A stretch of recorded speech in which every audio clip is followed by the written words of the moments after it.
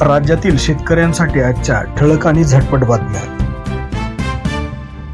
शेतकऱ्यांना आता वर्षाला 15,000 रुपये सन्मान निधी।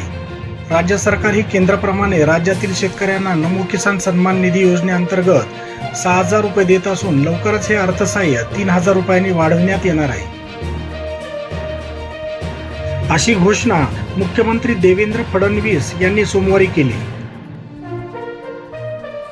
मोदीजींनी ज्यावेळेस किसान सन्मान योजना सुरू केली त्यावेळी काही लोकांनी टीका केली, पण आज शेतकऱ्याच्या अडीअडचणीच्या काळामध्ये या योजनेच्या माध्यमातून शेतकऱ्याच्या आणि छोट्या शेतकऱ्याच्या खात्यामध्ये जाणारा पैसा अडीअडचणीला त्याला कामाला येतो। आणि मला या गोष्टीचा आनंद आहे की महाराष्ट्रामध्ये आपण त्यालाच अनुसरून नमो किसान सन्मान योजना सुरू केली आणि मोदीजींच्या 6,000 रुपयाबरोबर महाराष्ट्राचं सरकार देखील 6,000 रुपये देतं आणि लवकरच आपण हे 3,000 रुपये त्यात अजून वाढ करणार आहोत, म्हणजे वर्षाला 15,000 रुपये हे आमच्या शेतकऱ्यांच्या खात्यामध्ये या योजनेच्या माध्यमातून निश्चितपणे त्या ठिकाणी। घराचा मार्ग मोकळा, 5,649 लाभार्थ्यांना घरकुलाची सरकारी जागा उपलब्ध। प्रधानमंत्री आवास योजनेची अंमलबजावणी सुरू।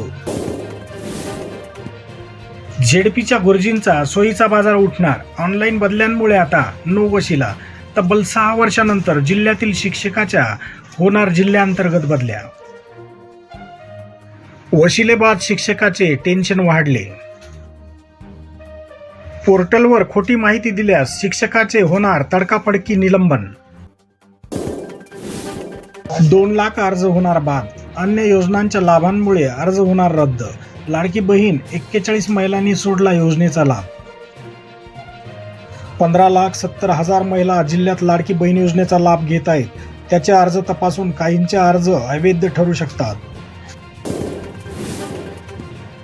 मराठा आरक्षण प्रश्नावर मुख्यमंत्र्यांच्या उपस्थितीत परिषद घ्यावी, डॉक्टर प्रतापसिंग जाधव। राज्यातील प्रमुख 42 मराठा संघटनांच्या पदाधिकारी बैठकीत निर्णय, 17 ठराव मंजूर। जरांगेंना डावलून 42 मराठा संघटना एकवटल्या।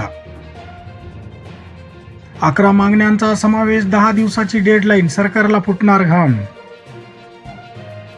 अखेर पोर्टल सुरू, हमी भावाने खरेदी, बाजारात वाढले कापसाचे दर, शेतकऱ्यांनी ऑनलाईन नोंदणी करणे गरजेचे।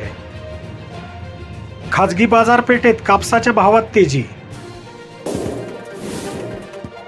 ठिबक व तुषार सिंचनाकडे शेतकरी उदासीन, केवळ 7 शेतकऱ्यांना अनुदानाचे वितरण।